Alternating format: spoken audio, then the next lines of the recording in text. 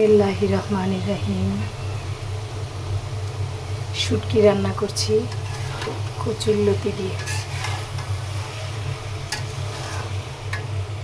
একেবারেই লোভনীয় একটা রেসিপি এটা। আর একটু রসুনও বেশি বেশি করে দিয়েছি। শুটকি মানেই রসুন, এটা আমরা সবাই জানি। শুটকিতে যত বেশি রসুন ইউজ করব ততই ভালো লাগবে। গরুর মাংস আর শুটকি এই দুইটা আইটেমের সাথে রসুন খুব বেশি লাগে। কচুরলতিটা কেমন হইল, আর শুটকি দিয়ে কচুরলতি খেতে কে কে পছন্দ করেন অবশ্যই শেয়ার করবেন আমার সাথে।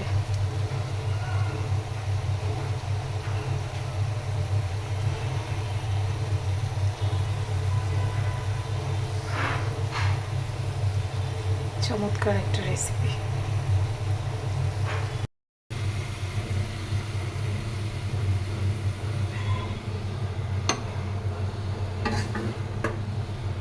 শুটকি তরকারিতে একটু অয়েলি হইলেই ভালো লাগে, অত ড্রাইটা আমার ভালো লাগে না।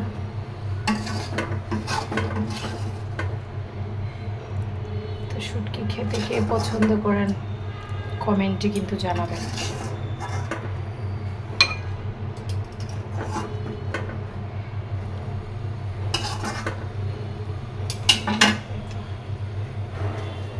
আলহামদুলিল্লাহ, কচুরলতি রান্না কমপ্লিট।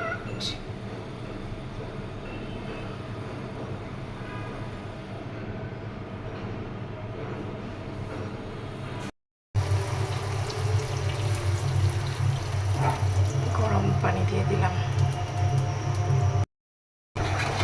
রুই মাছের মাথা দিয়ে বেগুন আলু রান্না হলো। এবার দিয়ে দিব ধনেপাতা আর কাঁচামরিচ।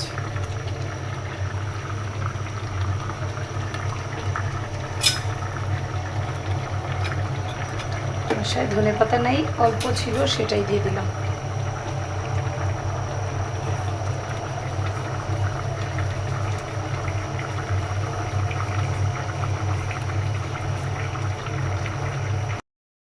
এখন নতুন পছন্দের খাবার, ছোট ছেলে, সে বোনলেস চিকেন খাবে। এটা ফ্রাই করে দিচ্ছি।